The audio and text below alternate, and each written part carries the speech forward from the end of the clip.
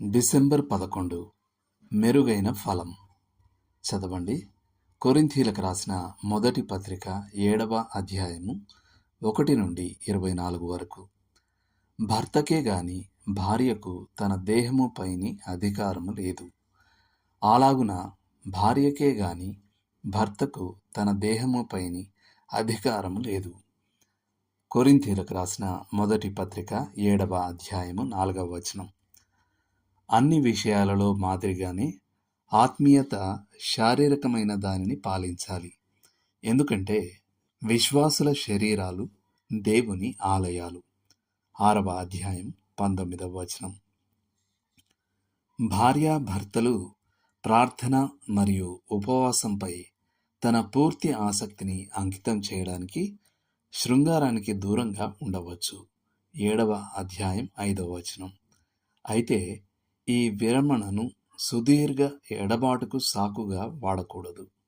ఆత్మీయ మరియు శారీరక విషయాలలో క్రైస్తవ భాగస్వాములు ఒకరితో ఒకరు ఏకీభవించి ఉండాలని పౌలు ప్రోత్సహించాడు. కొరింథీ సంఘం పౌలును బ్రహ్మచర్యం గురించి మాత్రమే గాక 1 నుండి 9 వరకు గల వచనాలు, విడాకుల గురించి కూడా అడిగారు. 10 నుండి 16 వరకు గల వచనాలు. అతడు విడాకులే జరిగితే ఆ వ్యక్తులు అవివాహితంగా ఉండిపోవాలని లేదా సమాధాన పడాలని రాశాడు.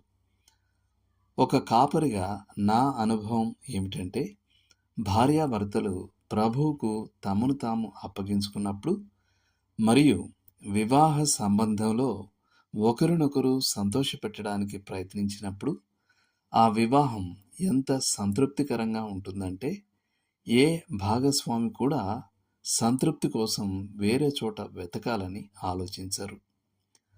లోతుగా ఆలోచించాల్సిన విషయం.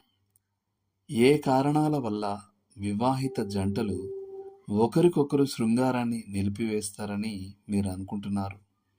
అలా చేయడం వలన సంభవించే ఆస్కారమున్న పరిణామాలు ఏమిటి? దేవుడు మిమ్మును దీవించునుగాక. ఆమెన్.